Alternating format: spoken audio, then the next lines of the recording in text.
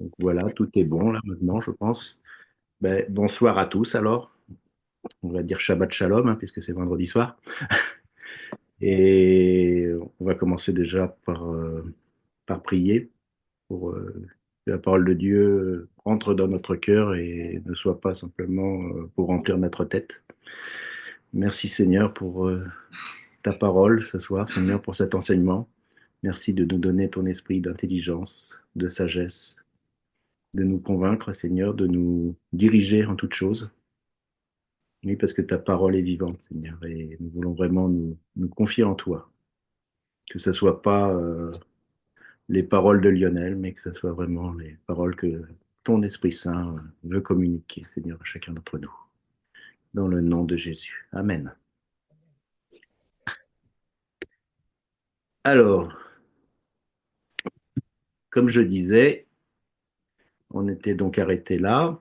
Oui, je voulais finir l'Exode en une fois et j'ai tellement vu de symboles euh, sur la rentrée de la terre promise que bah, j'ai coupé en deux, donc ce sera peut-être un peu plus court aujourd'hui et un peu plus court la fois prochaine, mais j'ai préféré faire ça que de tout faire en même temps une seule fois. Donc voilà.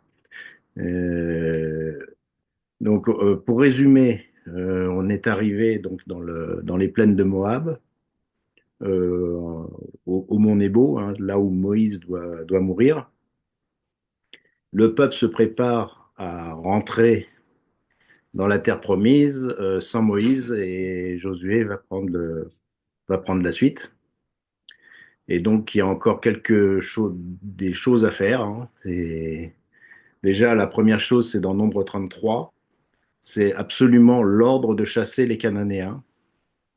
L'Éternel parla à Moïse dans les plaines de Moab, près du Jourdain vis-à-vis de Jéricho, et il dit, parle aux enfants d'Israël et dis-leur, lorsque vous aurez passé le Jourdain et que vous serez entrés dans le pays de Canaan, vous chasserez devant vous tous les habitants du pays, vous détruirez toutes leurs idoles de pierre, vous détruirez toutes leurs images de fonte, et vous détruirez tous leurs hauts lieux.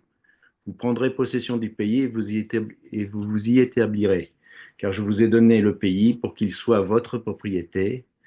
Vous partagerez ce pays par le sort, selon nos familles, à ceux qui sont de plus en grand nombre, et vous donnerez une portion plus grande, et à ceux qui sont en plus petit nombre, vous donnerez une portion plus petite. Chacun possédera ce qui lui sera échu par le sort, et vous recevrez en propriété selon les tribus de vos pères. Mais si vous ne chassez pas devant vous les habitants du pays, ceux d'entre eux que vous laisserez seront comme des épines dans vos yeux et des aiguillons dans vos côtés. Ils seront vos ennemis dans le pays et vous allez vous établir. Et il arrivera que je vous traiterai comme j'avais résolu de les traiter. Donc, je ne sais pas ce que vous pensez de ce texte. C'est pas très onusien, on va dire. Euh, alors, spirituellement, qu'est-ce qu'on peut comprendre de ça? Je sais pas si vous avez. Je vous fais partager, hein. Vous pouvez. Vous êtes que deux, mais vous pouvez en parler. C'est-à-dire pourquoi Dieu veut absolument détruire les habitants du pays, quoi. Il veut tout simplement éviter qu'il y ait des occasions de chute pour le peuple d'Israël. Donc, il faut pas qu'ils se mélangent. Comme parce ils ont déjà eu des mauvaises expériences avant. Donc, normalement, ça devrait leur servir de leçon. Mais bon, ouais, donc faudrait éviter qu'ils se mélangent aux autres, hein. Enfin, à ceux qui habitent déjà le pays. D'accord. Oui, il y a ça. Concrètement, c'est ça, c'est qu'il faut purifier le pays parce qu'il y a tellement eu. Alors, on ne sait pas ce qui s'est passé à cette époque-là, mais on sait dans d'autres textes que l'abomination de ces populations était telle que Dieu voulait les détruire, quoi. C'était un peu comme Sodome et Gomorre, mais pour Dieu, enfin, je pense que pour Dieu, ils étaient indécrottables, quoi. Il n'y avait pas possible, ils étaient arrivés au summum de, on va dire, de la violence et de l'idolâtrie et de l'impudicité, et sûrement qu'ils faisaient passer leurs enfants en sacrifice humain, etc., etc., quoi. Mm. Mais alors, spirituellement, il y a quelque chose à comprendre aussi. Enfin, moi, je le vois comme ça. C'est le pays promis, c'est notre vraiment notre vie chrétienne, enfin notre vie future vraiment et notre vie présente sur lequel on doit tendre. On doit absolument sortir du désert, mais pour aller dans le pays promis. Hein, et c'est vraiment la lutte que nous devons avoir avec nous-mêmes et tout ce qui pourrait nous empêcher d'entrer avec bon, toutes les. Nous aussi, nous devons chasser devant nous les habitants de notre ancienne nature, on va dire. Hein, sinon, ça sera comme des épines dans nos yeux et des aiguillons dans notre côté. Donc, les épines dans les yeux, ça nous rend aveugles, et les aiguillons dans nos veaux côtés, ça nous fait souffrir. Donc, il faut absolument, pour nous, détruire tous les ennemis de nos âmes, spirituellement, genre, de tous les ennemis de nos âmes, et vraiment prendre possession de la bénédiction et du pays que Dieu nous réserve, à condition, effectivement, qu'il n'y ait pas d'image de fonte, qu'il n'y ait pas d'idole de pierre, et qu'il n'y ait pas de haut lieu dans nos intelligences, dans nos pensées. On parle du renouvellement de l'intelligence et tout ça. Donc, le pays est aussi l'image de notre marche et de l'état de notre cœur. Hein. C'est dans Proverbe, il dit garde ton cœur plus que toute autre chose, car de lui est la source de la vie, quoi. Donc, c'est vraiment cet ordre, c'est à la fois historique pour les Israélites, mais c'est aussi adressé à nous, où, même si on n'a pas un pays à prendre, on n'a pas à massacrer les gens, mais on doit prendre dans notre vie nouvelle, laisser la vie de Jésus croître et détruire tous les hauts lieux, tout ce qui pourrait nuire à notre nouvelle vie, quoi. Par Jésus-Christ, bien sûr. Parce que les Israélites sont rentrés en pays promis. Ils n'ont pas, d'ailleurs le texte le dit, ils n'ont pas pris possession du pays promis par leur propre force, mais parce que Dieu leur a donné et que Dieu était devant eux. Et c'est pareil pour nous. C'est pas par nos propres forces qu'on peut, mais c'est en collaboration avec le Saint-Esprit et la force que Dieu nous donne. Voilà, c'était le premier parallèle que je voulais faire. Je ne sais pas si vous avez des questions. Aucune complaisance. Aucune complaisance, oui, c'est ça. Avec les hauts lieux, les idoles et tout ça. Et le péché dans notre vie.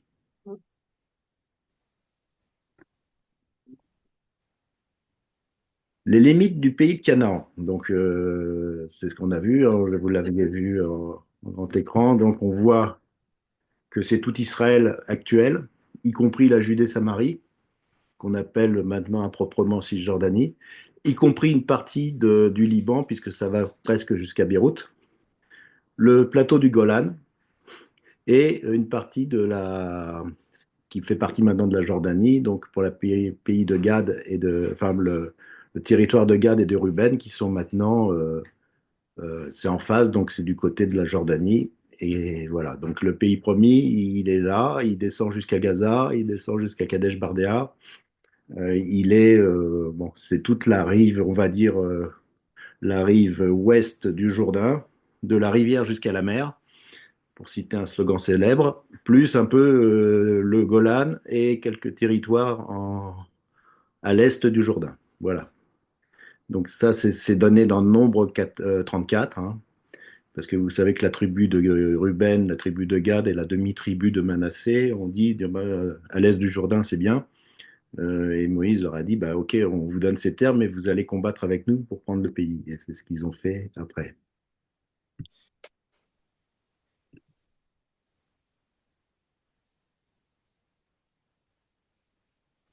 Dans Nombre 35, alors je lis pas tous les. Je vous fais un résumé quand même parce que c'est tellement long.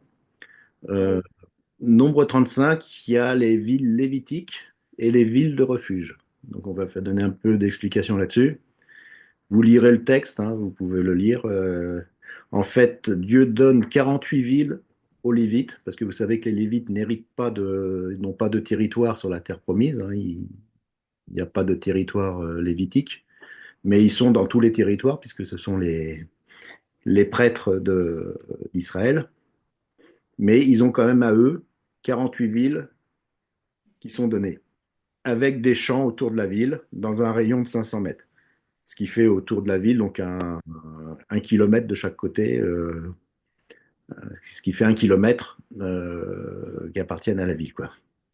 Et ce rayon, enfin, au début, j'avais regardé le kilomètre, en fait, c'est le chemin de Shabbat.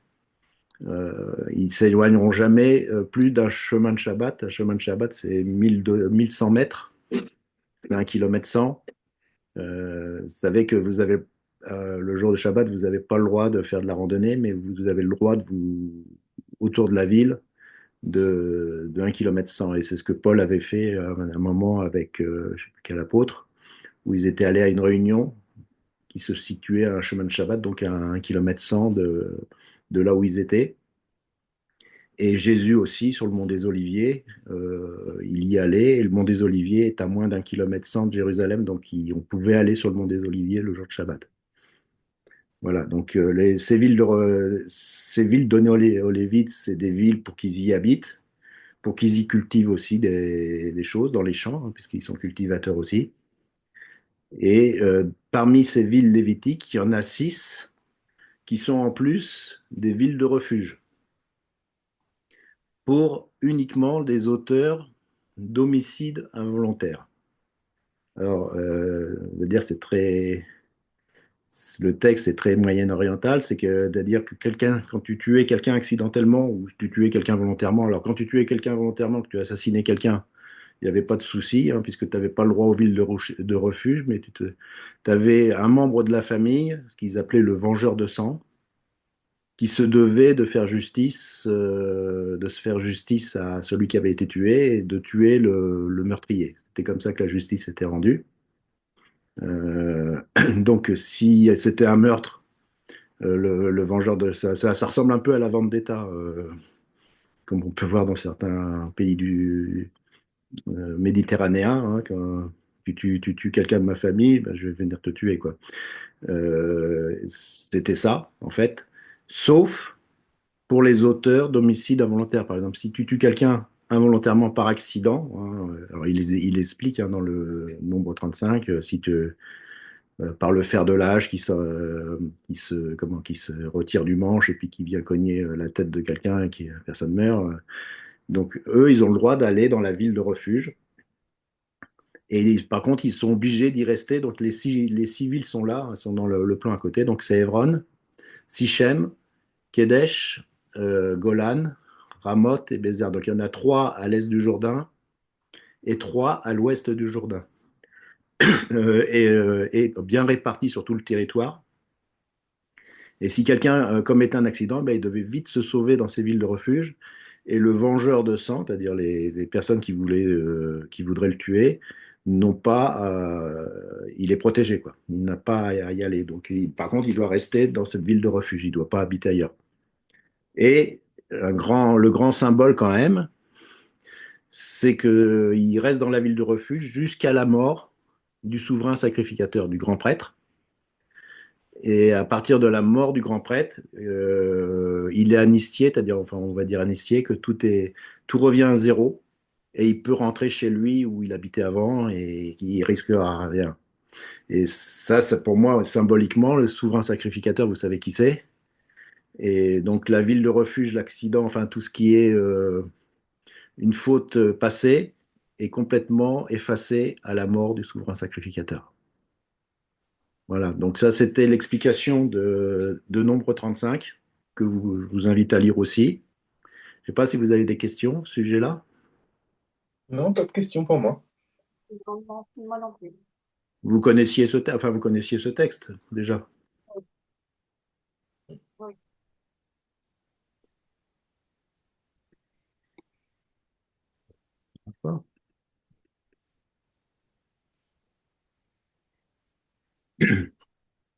Et là, on a fini avec. Alors, il y avait Nombre 36, mais on l'avait fait avant. C'était les héritages pour les filles aussi, où ils avaient revendiqué le fait que si que la fille devait absolument se marier dans la tribu de son père, enfin dans la même tribu pour pas que l'héritage soit dispersé. Donc ça, on l'avait lu. Ça, c'est Nombre 36. Et après, on arrive à Deutéronome.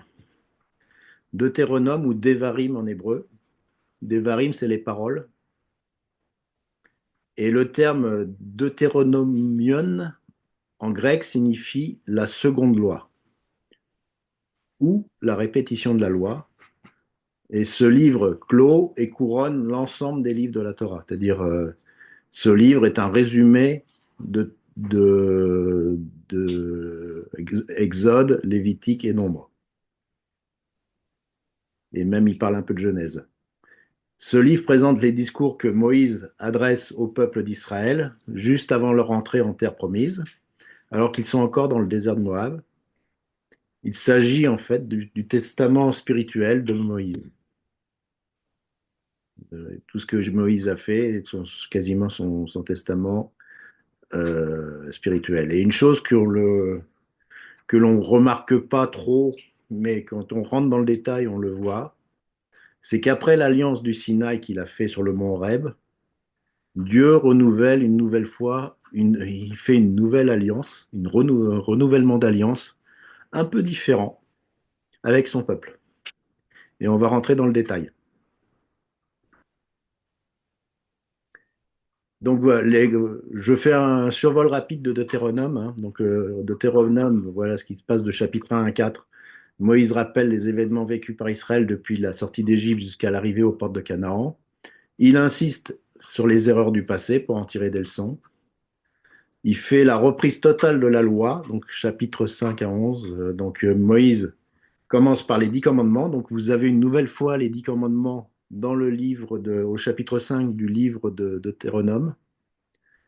Il exhorte le peuple à aimer Dieu de tout leur cœur. Donc on peut le lire dans le chapitre 6. Je vais le lire quand même parce que c'est important. Chapitre 6, verset 1. Cinq. Voici les commandements, les lois, les ordonnances de l'Éternel votre Dieu vous a commandé de vous enseigner afin que vous les mettiez en pratique dans le pays que vous allez prendre en possession, afin que tu craignes l'Éternel ton Dieu en observant tous les jours de ta vie, toi, ton fils et le fils de ton fils, ça veut dire toute ta descendance, toutes ces lois et tous ces commandements que je te prescris, afin que tes jours soient prolongés. Tu les écouteras donc, Israël, et tu auras soin de les mettre en pratique, afin que tu sois heureux, que vous multipliez beaucoup, comme Dieu te l'a dit, comme te l'a dit l'Éternel, le Dieu de tes pères, en promettant un pays où coule le lait et le miel. Et là, c'est vraiment le créneau du peuple juif. Hein. Écoute Israël, hein, c'est schéma Israël. L'Éternel, notre Dieu, est le seul Éternel. Tu aimeras l'Éternel, ton Dieu, de tout ton cœur, de toute ton âme et de toute ta force. Et ces commandements que je te donne aujourd'hui seront dans ton cœur. Donc il faut que ces commandements ne soient pas extérieurs à nous, mais que ces commandements soient dans notre cœur. Tu les inculqueras à tes enfants et tu en parleras quand tu seras dans ta maison, quand tu iras en voyage, quand tu te coucheras et quand tu te lèveras. Tu les lieras comme un signe sur tes mains et ils seront des frontons entre tes yeux. Je ne sais pas si vous connaissez les téphilim au niveau des cultes, du culte juif où vous avez des lanières en cuir sur la main droite qui part de l'index de la main droite et qui entoure le, le bras et que vous avez une sorte de cube entre les yeux, là, sur la tête. Je ne sais pas si vous connaissez ça. Pas du tout. Pas du tout. Donc c'est ça, ça vient de là, hein, les téphilines, c'est que tu lis, et dans le petit cube qui est sur la tête, c'est les commandements de Dieu. Enfin, il y a un morceau de la Torah qui parle de ça.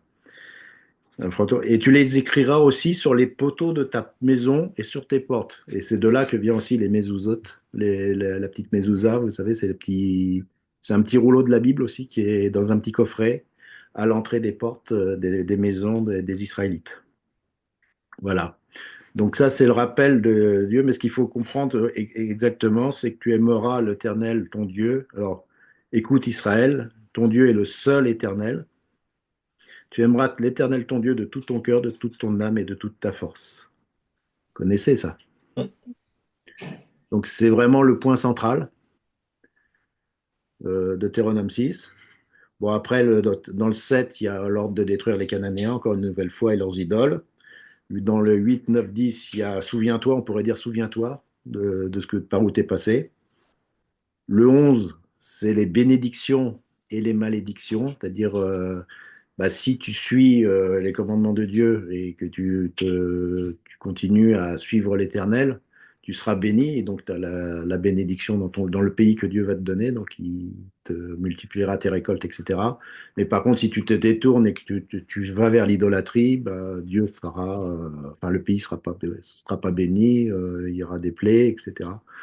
Et c'est assez important parce que ça, ils en parlent déjà dans le chapitre 11, mais ça va être répété aussi au chapitre 27 à 30.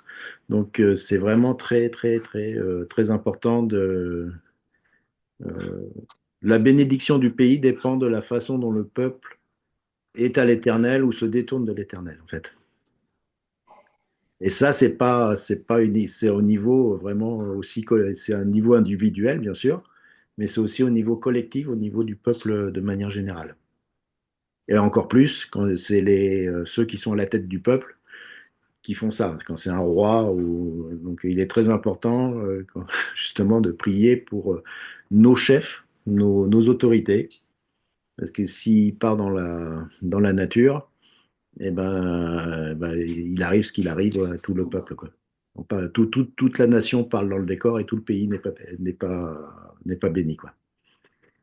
Parce que ça s'adresse à Israël, mais on peut aussi l'étendre à d'autres nations. Donc, bon, chapitre 14, c'est un rappel des animaux purs et impurs et les lois alimentaires, ainsi que les dîmes. Au chapitre 15, c'est la Shemitah, c'est-à-dire l'année de relâche, les jubilés, les années sabbatiques, et où c'est une remise à zéro. Donc, c'est une année où on ne cultive pas la terre doit se reposer. Donc, il n'y a pas de récolte, il n'y a pas de. Tout reste. Il n'y a pas d'agriculture cette année-là, ce qui est quand même quelque chose où on doit faire confiance à Dieu, puisque là, c'est une année sabbatique. Donc, tous les 7 ans, pendant 6 années, on cultive. Pendant la septième année, la terre doit se reposer. Et on mange quand même le fruit de la terre, mais le fruit de la terre qui a poussé tout seul, sans agriculture. Comme ça tue moins le dos, Yolande. Oui, le regain. Ouais. Donc, à tous les 7 ans, il faut que tu fasses ça. Tu auras tes tomates qui pousseront toutes seules. Alléluia. Et en même temps, il y a aussi là une année de relâche aussi pour tout ce qui est dette et pour tout ce qui est esclavage. C'est-à-dire s'il y a des gens qui, à l'époque, quand on était très endetté, on se proposait d'être l'esclave de son créancier.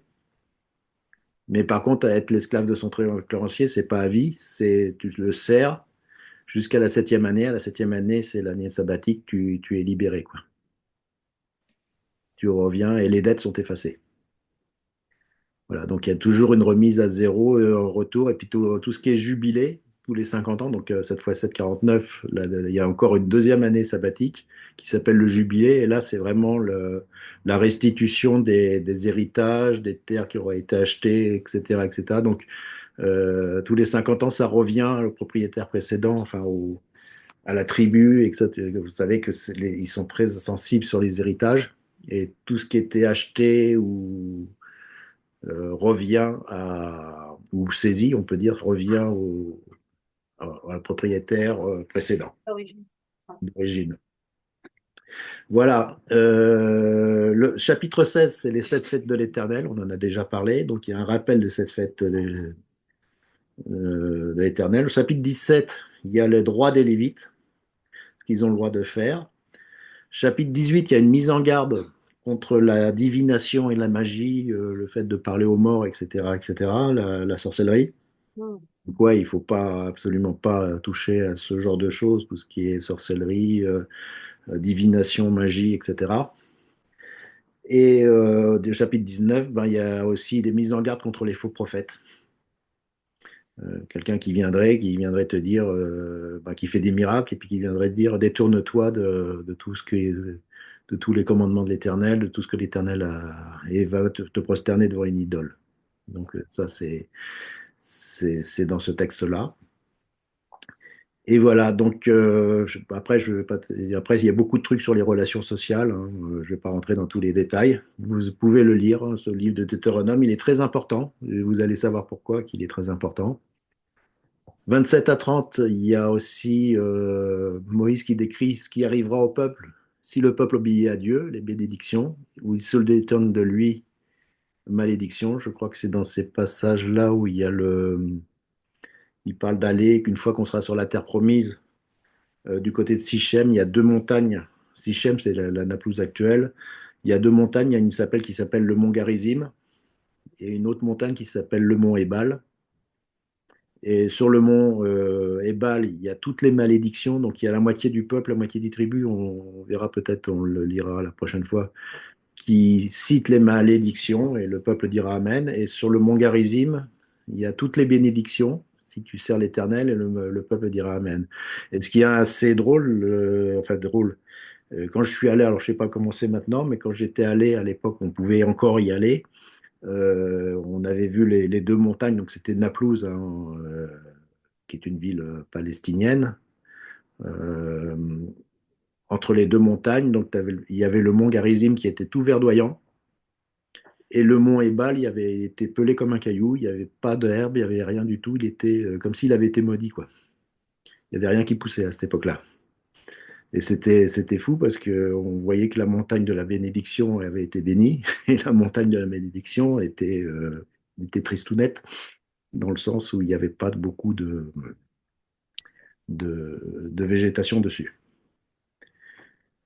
Et donc, après, chapitre 31 à 34, c'est les derniers jours de Moïse. Donc, Moïse qui transmet son autorité à Josué, bénit les tribus, puis meurt sur le mont Nebo, où il contemple la terre promise sans y rentrer. Donc, le mont Nebo, c'est la diapo que vous avez derrière.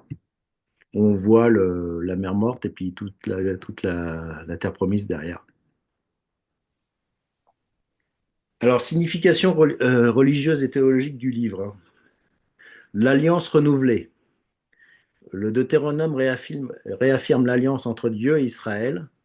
C'est un appel à l'obéissance et à l'amour exclusif pour Dieu. Il y a le monothéisme central, donc c'est écoute Israël, le Seigneur notre Dieu est l'unique Seigneur, et c'est la base actuellement de la foi juive, hein, c'est la prière qu'ils font tous les jours, le schéma Israël. La responsable collective et individuelle, c'est ce que je vous ai dit, hein, c'est à la fois le fait de suivre Dieu et de ne pas aller dans l'idolâtrie. C'est le peuple est appelé à vivre selon la justice, la compassion et la fidélité. Une grande aussi responsabilité sur la transmission, l'importance de l'éducation religieuse et de la transmission de la foi aux générations suivantes, hein. C'est là qu'il dit tu inculqueras à tes enfants, etc. Et la préfiguration chrétienne. Pour les chrétiens, Jésus cite souvent le Deutéronome, notamment lors de la tentation du désert. C'est vu comme une figure accomplie. En un voici un résumé. Et là, j'ai une faute, là, je ne sais pas ce qui c'est, une figure accomplie. Voici un résumé et une explication de la signification du Deutéronome, le cinquième livre de la Bible et de la Torah du Pentateuque. Et on va voir donc Jésus et le Deutéronome dans l'Alliance renouvelée. Donc Jésus cite souvent le Deutéronome et il ne cite essentiellement le Deutéronome. Enfin, il cite pas autre chose, très rarement. Dans la tentation dans le désert, quand le diable tente Jésus, il répond trois fois en citant le Deutéronome. L'homme ne vivra pas de pain seulement, c'est dans Deutéronome 8.3. Tu ne tenteras pas le Seigneur ton Dieu, c'est Deutéronome 6.16. Tu adoreras le Seigneur ton Dieu et tu le serviras lui seul, Deutéronome 6.13. Cela montre que Jésus connaît et s'appuie sur la loi de Moïse, en particulier ce livre, pour résister au mal. Donc il cite, pour résister au diable, il ne cite que le Deutéronome. Le plus grand commandement, c'est dans Matthieu 22, 37, hein. Quand on demande à Jésus quel est le plus grand commandement, il répond, tu aimeras le Seigneur ton Dieu de tout ton cœur, de toute ton âme, de toute ta pensée. Et cette phrase vient directement du Deutéronome 6.5, c'est ce que j'ai lu tout à l'heure. Pour Jésus, le cœur de la loi se résume à l'amour de Dieu et du prochain. Voir aussi le Lévitique qui en parle en chapitre 19, verset 18. Jésus comme le nouveau Moïse, le Deutéronome se termine comme une prophétie, par une prophétie. Le Seigneur suscitera un prophète comme moi. Dans le Nouveau Testament, les chrétiens comprennent que Jésus est ce prophète promis, un nouveau Moïse. Moïse a donné la loi, Jésus la rend parfaite. Moïse a conduit le peuple vers la terre promise, Jésus nous conduit vers le royaume de Dieu. Moïse est médiateur de l'alliance, Jésus est médiateur de la nouvelle alliance. Alors là, je me suis permis des libertés avec des traductions, parce que j'en ai marre des traductions un peu bizarres de Louis II. J'ai donné les vraies significations de Matthieu 5, 5, 17. Remplir avec abondance la Torah. Jésus dit, je ne suis pas venu abolir la Torah, mais je suis venu la rendre parfaite. C'est vraiment la signification en grec, la rendre parfaite ou la. Alors on a qui dit accomplir, mais l'accomplir, c'est vraiment la remplir avec abondance. C'est plus qu'accomplir, c'est la rendre parfaite, quoi. Cela inclut la loi du Deutéronome. Jésus n'annule pas la loi de Moïse, mais il la dépasse en montrant son sens profond, l'amour, la miséricorde et la fidélité. Donc le résumé du lien entre Deutéronome et Jésus. Jésus cite souvent le Deutéronome, il interprète pleinement la loi donnée par Moïse et la rend parfaite. Il est vu comme le prophète annoncé, il est plus que le prophète, hein, il est le Fils de Dieu, annoncé dans le Deutéronome, et il résume toute la loi dans l'amour de Dieu et du prochain. Voilà, j'ai fait un petit topo sur tout le Deutéronome, et puis après on va aller dans le détail sur certains textes. Je ne sais pas si vous avez des questions. Non, pas de question pour moi. C'est bon. On n'a même pas le temps de boire sa bouteille. Et là, on va voir la vraie signification de pourquoi dit la deuxième loi.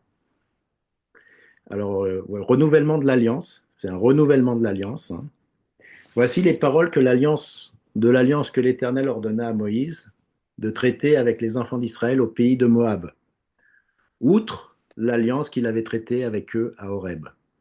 Donc, je ne sais pas si vous connaissez un peu ce que veut dire outre. C'est en plus. En dehors. Comment? En dehors. Ouais, enfin, c'est pas en dehors, oui, outre, Ouais. c'est en plus de ce que vous aviez déjà eu. Mhm. C'est quelque chose de plus. C'est pas renouvelle l'alliance en fait, le texte ne dit pas de traiter. Il dit pas de renouveler l'alliance d'Oreb. Il dit voilà, est-ce que je vous donne une alliance maintenant, outre celle que je vous ai déjà donnée, qui n'est pas obsolète, mais je vous donne cette alliance-là. Et Moïse convoqua tout Israël et leur dit, vous avez vu ce que l'Éternel a fait sous vos yeux dans le pays d'Égypte, à Pharaon et à tous ses serviteurs et à tout son pays, les grandes épreuves que tes yeux ont vues, des miracles et des grands prodiges. Et là, le texte est très important. Mais jusqu'à ce jour, l'Éternel ne vous a pas donné un cœur pour comprendre, des yeux pour voir et des oreilles pour entendre. Et là, c'est un point clé dans ce texte parce que les oreilles pour entendre, ça vous rappelle quelqu'un, ça? Je pense qu'il y en a un qui disait ça souvent, hein. Avoir des yeux pour voir et des oreilles pour entendre. C'est Jésus qui disait ça. Heureux ceux qui ont les oreilles pour entendre. Et après, c'est- alors là, ce que Dieu est en train de dire, il est en train de dire qu'il avait traité une alliance au Sinaï, au mont Horeb, mais que pendant 40 ans, et d'ailleurs tout le texte, enfin tout l'enseignement qu'il a dit, pendant 40 ans, il ne nous avait pas donné un cœur pour comprendre, des yeux pour voir. Pourtant, ils ont vu quand même la mer Rouge s'ouvrir, ils ont vu des tas de choses, le rocher, la manne, etc., etc. Et des oreilles pour entendre les commandements de Dieu. Je t'ai conduit pendant 40 années dans le désert, tes vêtements ne se sont point usés sur toi, et ton soulier ne s'est point usé à ton pied. Vous n'avez point mangé de pain, vous n'avez bu ni vin ni liqueur forte, afin que vous connaissiez que je suis l'Éternel, tout votre Dieu, et vous êtes arrivés dans ce lieu. Donc il y a un petit souci quand même, c'est que Dieu a fait alliance avec son peuple au mont Horeb, et que le peuple, il est sourd, aveugle et muet. Enfin, pas muet, mais non, il n'était pas muet parce qu'il il murmurait, mais il comprend rien, quoi. C'est-à-dire, il n'a pas de cœur pour comprendre la profondeur de l'alliance que Dieu avait faite avec eux. Je mets ça en parallèle avec Jérémie. Jérémie 31, vous connaissez tous, hein. Voici les jours viennent, dit l'Éternel, où je ferai avec la maison d'Israël et la maison de Juda une alliance nouvelle, non comme l'alliance que j'ai traitée avec leur père, ou le jour où je les ai saisis par la main pour les faire sortir du pays d'Égypte, alliance qu'ils ont violée, quoique je fusse leur maître, dit l'Éternel, mais voici l'alliance que je ferai avec la maison d'Israël. Après ces jours-là, je mettrai ma loi au-dedans, je l'écrirai dans leur cœur, je serai leur Dieu, et ils seront mon peuple. Donc Dieu a bien compris que la loi qu'il avait donnée à Horeb sur des tables de pierre, elles ne sont pas parvenues dans le cœur. Donc là maintenant, il dit, maintenant ma loi, je vous la mettrai dans votre cœur et je serai votre Dieu. Alors ça, c'est une autre particularité de l'alliance et de l'alliance renouvelée. C'est je serai leur Dieu et ils seront mon peuple. Et c'est sans arrêt répété partout. Je serai leur Dieu. Et ça, c'est la volonté de Dieu, hein. Il veut être notre Dieu et il veut que nous soyons son peuple aussi, pour ceux qui aiment l'Éternel. Ça fait partie de la nouvelle alliance. Dans Ézéchiel 36, il est dit, je vous retirerai d'entre les nations, je vous rassemblerai de tous les pays, et je vous ramènerai dans votre pays. Je répandrai sur vous une eau pure, et vous serez purifiés. Je vous purifierai de tous vos souillures et de toutes vos idoles. Je vous donnerai un cœur nouveau, et je mettrai en vous un esprit nouveau. J'ôterai de votre corps le cœur de pierre, et je vous donnerai un cœur de chair. Je mettrai mon esprit en vous, et je ferai en sorte que vous suiviez mes ordonnances, et que vous observiez et pratiquiez mes lois. Vous habiterez le pays que j'ai donné à vos pères, et vous serez mon peuple, et je serai votre Dieu. Une nouvelle fois, il le dit aussi. Vous serez mon peuple, et je serai votre Dieu. Donc Dieu veut absolument un cœur nouveau, absolument un esprit nouveau. Il nous le donnera, c'est pas nous qui pouvons le créer, ni par notre justification. Si Dieu ne, enfin c'est ce que disait Jésus, si l'homme ne naît pas d'eau et d'esprit, c'est là la nouvelle naissance. Je vous donnerai un cœur nouveau, je mettrai en vous un esprit nouveau. C'est vraiment une nouvelle naissance. J'ôterai votre cœur de pierre et je vous donnerai un cœur de chair. Et je mettrai mon esprit en vous, donc le Saint-Esprit qui vient en nous. Donc là, c'est quasiment la nouvelle naissance que Dieu promet. Et je ferai en sorte, comme il inscrit sa loi dans notre cœur, que vous pratiquiez mes lois, que vous observiez mes ordonnances. Vous observerez donc les paroles de cette alliance et vous les mettrez en pratique afin de réussir dans tout ce que vous ferez. Vous vous présenterez aujourd'hui devant l'Éternel votre Dieu, vous tous, vos chefs de tribu, vos anciens, vos officiers, tous les hommes d'Israël, vos enfants, vos femmes, mais plus encore, les étrangers qui sont au milieu de ton camp, celui qui coupe ton bois et jusqu'à celui qui puise ton eau. Donc là, on voit qu'il y a des esclaves. Tu te présentes pour entrer dans l'alliance de l'Éternel ton Dieu, dans cette alliance contractée avec serment, et que l'Éternel ton Dieu traite ce jour avec toi, afin de t'établir aujourd'hui pour son peuple, et d'être lui-même ton Dieu, comme il te l'a dit, et comme il l'a juré à tes pères, Abraham, Isaac et Jacob. Ce n'est point avec vous seul que je traite cette alliance. Donc cette alliance a été faite là, dans les mois avant la rentrée dans la terre promise, mais c'est pas seulement avec ces Israélites-là, mais c'est avec ceux qui sont ici parmi nous, présents en ce jour devant l'Éternel, votre Dieu, et avec ceux qui sont point ici parmi nous en ce jour, c'est-à-dire ceux qui vont venir par la suite. Donc c'est une alliance qui est perpétuelle, notamment pour ceux qui sont vivants ce jour-là, mais ceux qui vont venir, c'est-à-dire les enfants et tous ceux qui vont venir par la suite. Donc c'est une alliance pour tout le monde, aussi bien pour Israël, les Israélites, aussi bien pour les étrangers. Vous voyez que ceux qui sont étrangers au milieu du camp, participent aussi à l'alliance, y compris même les esclaves. Donc l'alliance est pour tout le monde. Quand tu serais exilé de l'autre extrémité du ciel, l'Éternel ton Dieu te rassemblera de là, et c'est là qu'il ira te chercher. L'Éternel ton Dieu te ramènera dans le pays que possédaient tes pères, tu le posséderas et il te fera du bien, et il te rendra plus nombreux que tes pères. Donc là, c'est un rappel de la dispersion. Je vous ai parlé des deux maisons, donc la maison d'Israël qui est complètement dispersée et la maison de Juda qui revient juste de revenir sur sa terre depuis 70 ans.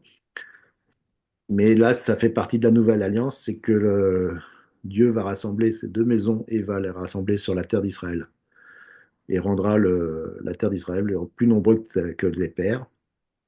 Et là, il y a quelque chose qui est aussi qui a trait à la nouvelle alliance.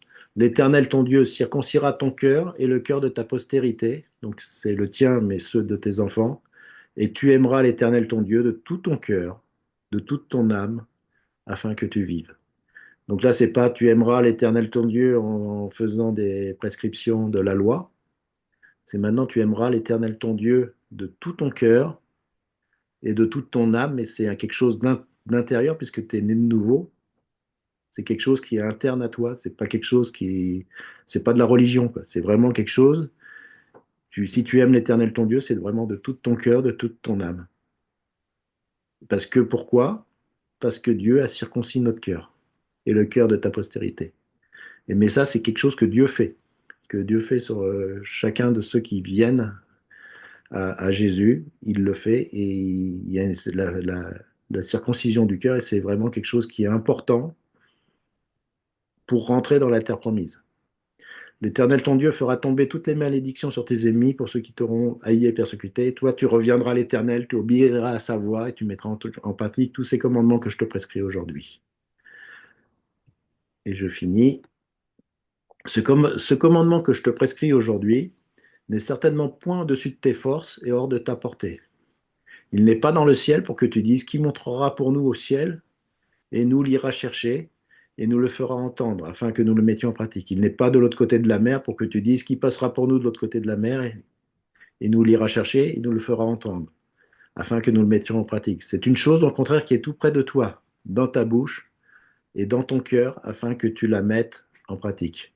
Donc il dit que ce commandement qui prescrit, maintenant, si tu es passé par la nouvelle naissance, il n'est pas au-dessus de tes forces et hors de ta portée. Il n'est pas dans le ciel. Enfin, tout ça, c'est vraiment une alliance que Dieu fait. Il renouvelle l'alliance. Et pour entrer dans la terre promise, il faut être dans la nouvelle alliance. Et c'est clairement dit dans Romains 10,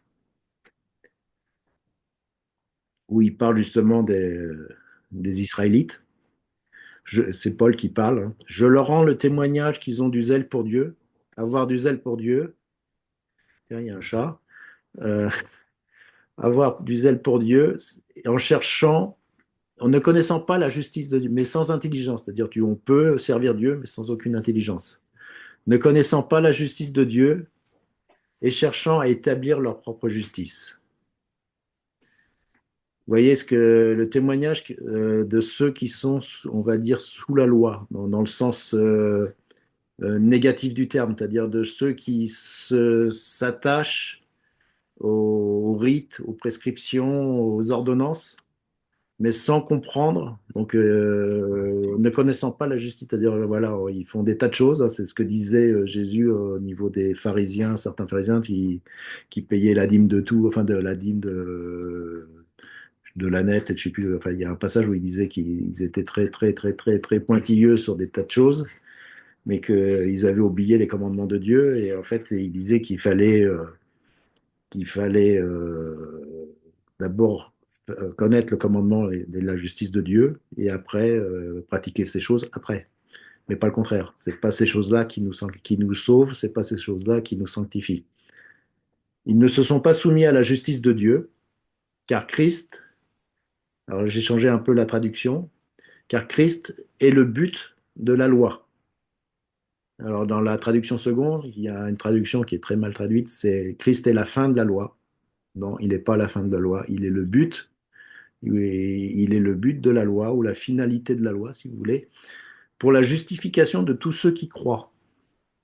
En effet, Moïse définit ainsi la justice qui vient de la loi. L'homme qui mettra ces choses en pratique vivra par elles. Mais voici comment parle la justice qui vient de la foi. Là, on parle bien de la foi, là. Je n'ai pas écrit la loi. Comment parle la justice qui vient de la foi? Ne dis pas en ton cœur qui montera au ciel, c'est en faire descendre Christ, ou qui descendra dans l'abîme, c'est en faire remonter Christ d'entre les morts. Que dit-elle donc? La parole est près de toi, dans ta bouche, dans ton cœur. Or, c'est par la parole de la foi que nous prêchons. Si tu confesses de ta bouche que le Seigneur Jésus, si tu crois dans ton cœur que le Seigneur l'a ressuscité des morts, tu seras sauvé. Mais car c'est en croyant du cœur que l'on parvient à la justice, et c'est en confessant de la bouche qu'on parvient au salut. Selon ce que dit l'Écriture, quiconque croit en lui ne sera point confus. Il n'y a donc aucune autre différence en effet entre le juif et le grec, ils ont tous le même Seigneur qui est riche pour tous ceux qui l'invoquent, car quiconque invoquera le nom du Seigneur sera sauvé. Amen. Et donc là, il cite le texte de la nouvelle alliance du Deutéronome, hein. Il dit, c'est comment parle la justice qui vient de la foi. Donc on voit que la nouvelle alliance, quelque part, c'est Moïse qui l'a reçue. C'est-à-dire qu'il l'a, on va dire, esquissé avant la rentrée de la terre promise. Au peuple d'Israël, il avait vu que l'alliance du Mont Horeb, c'était juste quelque chose d'extérieur. Et on le verra, on en parlera la semaine prochaine, enfin quand on fera le prochain enseignement, que il y a vraiment quelque chose de très important. C'est les ordonnances et les prescriptions, si on les fait de manière extérieure sans aimer Dieu, ça n'a aucune valeur. Par contre, si on fait le contraire, si ça vient du cœur et qu'on fait le contraire, ça a de la valeur. Il faut vraiment que tout vienne du cœur. Tu aimeras l'Éternel ton Dieu de tout ton cœur, de toute ton âme, de toute ta pensée, de toute ta force. Et pas faire de la religion. Et c'est pareil pour tout, hein. Je parle de la loi de Moïse, mais c'est aussi pour les autres religions. Donc, c'est pas servir Dieu, la justice de Dieu, et c'est ce que dit Paul dans Galates, hein. Il dit que la loi ne justifie pas, que seul Jésus et le sacrifice de Jésus et sa résurrection nous, nous justifient et nous sauvent. Voilà, je ne sais pas si vous avez des questions là-dessus. Autre question pour moi. Bon, bah, ça va, on peut continuer alors. Donc, à partir de là, vous avez vu que avant d'entrer dans la terre promise, Dieu donne, esquisse, parce que bon, ils ne sont pas rentrés entièrement dedans, mais esquisse vraiment le plan de Dieu pour les demi-prochaines, enfin, les prochaines années, y compris la venue du Messie, en disant, voilà, moi, la loi, je vous l'ai donnée, mais vous n'avez rien compris. Et c'est pas en faisant la justice de Dieu sans connaître Dieu que vous allez parvenir à la justification et la sanctification. Et c'est pas votre propre justice, hein, parce que c'est pas notre propre justice, ça vaut rien. Elle ne vaut absolument rien si elle n'est pas soumise à la justice de Dieu. Et la justice de Dieu, vous la connaissez, c'est Jésus-Christ. Moïse adressa encore ces paroles à tout Israël. Aujourd'hui, leur dit-il, je suis âgé de 120 ans. Je ne pourrai plus sortir et rentrer, et l'Éternel m'a dit, tu ne passeras pas ce Jourdain. L'Éternel ton Dieu marchera lui-même devant toi, il détruira ces nations devant toi, et tu t'en rendras maître. Josué marchera aussi devant toi, comme l'Éternel l'a dit. L'Éternel traitera ces nations comme il a traité Sihon et Og, rois des Amoréens, qu'il a détruits avec leur pays. L'Éternel vous les livrera, et vous agirez à leur égard selon tous les ordres que je vous ai donnés. Fortifiez-vous, ayez du courage, ne craignez point et soyez point effrayés devant eux, car l'Éternel ton Dieu marchera lui-même avec toi. Il ne te délaissera pas, il ne t'abandonnera pas. L'Éternel appela Josué et dit en ta présence de tout Israël, fortifie-toi et prends courage, car tu entreras avec ce peuple dans le pays que l'Éternel a juré à leur père de leur donner. Mais c'est toi qui les mettras en possession. L'Éternel marchera lui-même devant toi, et il sera lui-même avec toi. Il ne te délaissera point, il ne t'abandonnera point, ne crains point et ne te réfère point. Il y a beaucoup de crains point et fortifie-toi et prends courage. C'est souvent Josué a eu le droit à ça. Alors peut-être qu'au début, il avait peut-être aussi la pression sur les épaules, hein, parce que de succéder à Moïse, euh, c'est quand même pas évident. Et voilà, donc Moïse dit devant le peuple que lui va mourir et que c'est Josué maintenant qui est leur leader, et c'est lui qui va les amener dans la terre promise. Et Moïse donc monta des plaines de Moab sur le mont Nebo au sommet du Pisga vis-à-vis de Jéricho. Et l'Éternel fit voir tout le pays, Galaad jusqu'à Dan, tout Nephtali et le pays d'Éphraïm et de Manassé, tout le pays de Juda jusqu'à la mer occidentale, donc jusqu'à la Méditerranée. Donc il avait super vu, je ne sais pas comment. Il avait 120 ans quand même, hein, il avait pas de cataracte. D'ailleurs, c'était dit. Euh, le Midi, les environs du Jourdain, la vallée de Jéricho, la ville des palmiers, donc c'est Jéricho, hein, jusqu'à Tsor. L'Éternel lui dit, c'est là le pays que j'ai juré de donner à Abraham, à Isaac et à Jacob, en disant, je le donnerai à ta postérité. Je te l'ai fait voir de tes yeux, mais tu n'y entreras point. Moïse, serviteur de l'Éternel, mourut là, dans le pays de Moab, selon l'ordre de l'Éternel, et l'Éternel l'enterra dans la vallée au pays de Moab, vis-à-vis de Beth Péor. C'était pas loin de là où il y avait Balaam. Personne n'a connu son sépulcre jusqu'à ce jour. Voilà, donc ce qui est étonnant, c'est que Moïse meurt sur le sommet de la montagne et il est enterré dans la vallée de Moab. Alors, il y a beaucoup eu comment dire, d'interprétations différentes, notamment des choses bizarres. Or, l'archange Michel, quand il contestait avec le diable qui lui disputait le corps de Moïse, n'osa pas porter contre lui un jugement injurieux quand il dit que le Seigneur te réprime. C'est dans Jude, hein, dans l'épître de Jude.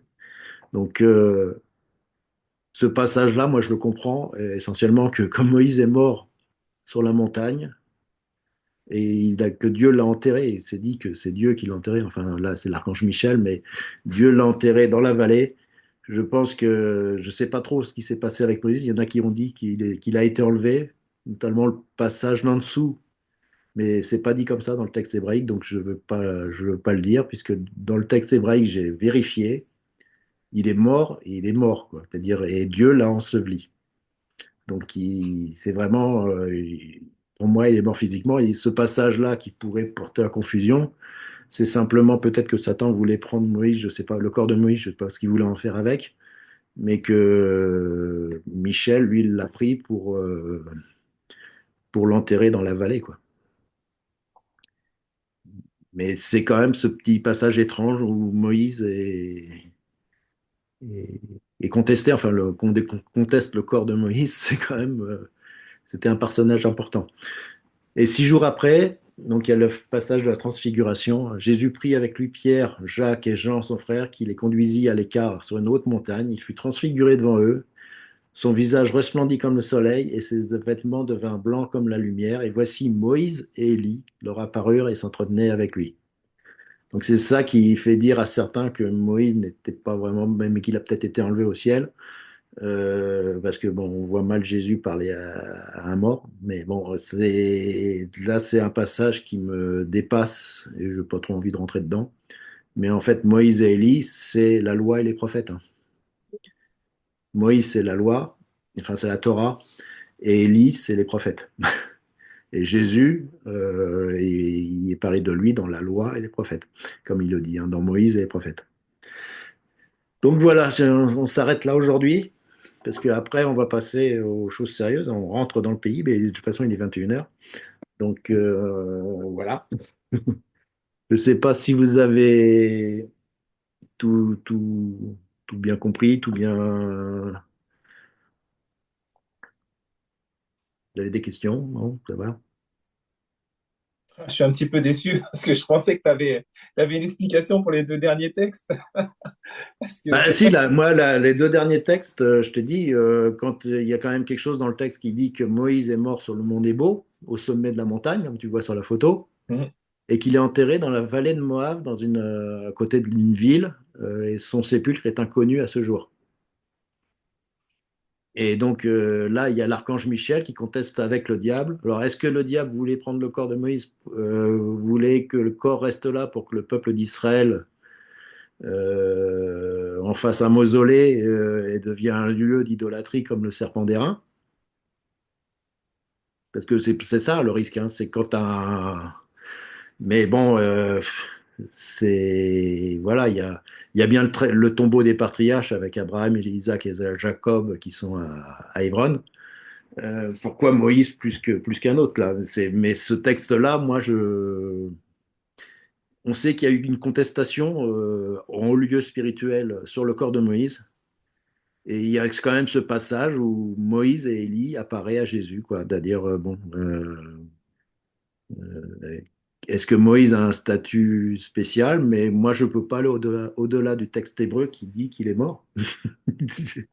Tu vois, il y aurait eu quelque chose qui dit bah, il s'était endormi ou un truc comme ça, mais c'est même pas ça, c'est il est mort, quoi. C'est-à-dire, et puis en plus, c'est de la conjugaison parfaite, c'est-à-dire en cale.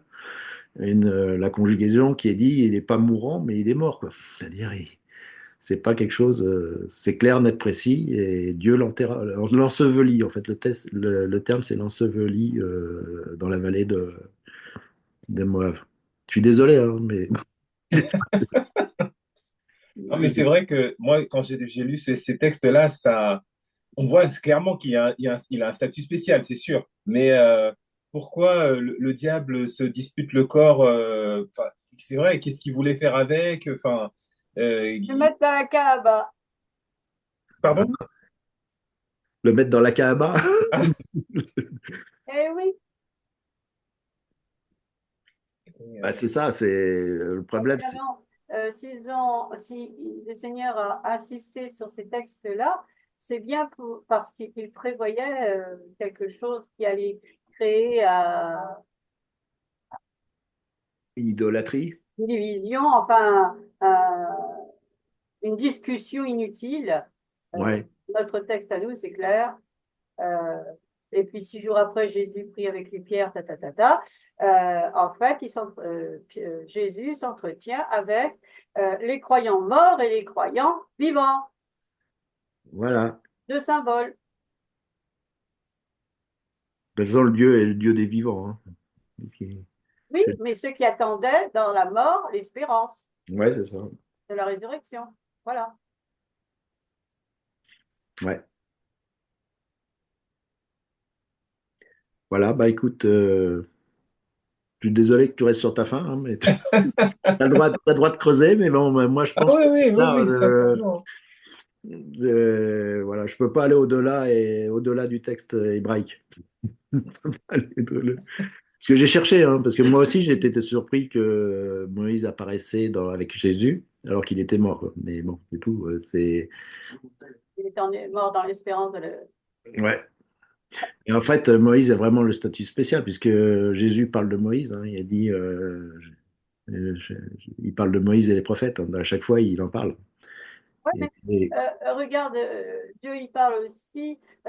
C'est dans d'Abraham, Ézéchiel d'Isaac et de 3, Jacob. s'il y avait Noé, il n'y a pas Moïse dedans. Noé, David et Job. Ouais, Euh, c'est quand même étonnant. ouais, parce qu'ils sont morts tous. Ah oui, Noé, David et Job à deux reprises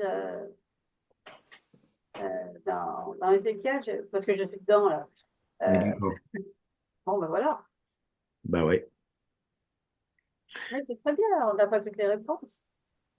Bah oui, c'est sûr que de toute façon. Et puis je veux pas aller au-delà du texte écrit. C'est-à-dire, parce qu'il y a plein de traditions, hein, mais il y a pas mal d'élucubrations aussi, pas mal. Donc voilà, tant que j'ai pas d'autres éclairages sur ce texte-là, je me tiendrai à la mort de Moïse et à son ensevelissement dans la vallée. Par contre, effectivement, il n'est pas mort sur la montagne, il n'a pas été enterré sur la montagne. Il est mort sur la montagne et il a été enterré plusieurs kilomètres plus loin. Donc il a bien été transporté par quelqu'un. Et ce quelqu'un, c'est pas le peuple, puisque il est mort tout seul sur la montagne. Donc personne ne connaît son sépulcre. Donc si ce quelqu'un c'est un ange, il s'appelle Michel, moi je peux te dire. Je peux te donner son prénom. Michael, qui est le chef de l'armée de Dieu. Dont certains, mais là c'est pareil, on ne sait pas trop qui Josué a rencontré avant la prise de Jéricho. Voilà. On verra ça la prochaine fois. Ok, Ouais. ok. Je Bon, vais couper l'enregistrement. Attends, il est où l'enregistrement? Arrêter. Alors, j'arrête le partage. L'enregistrement.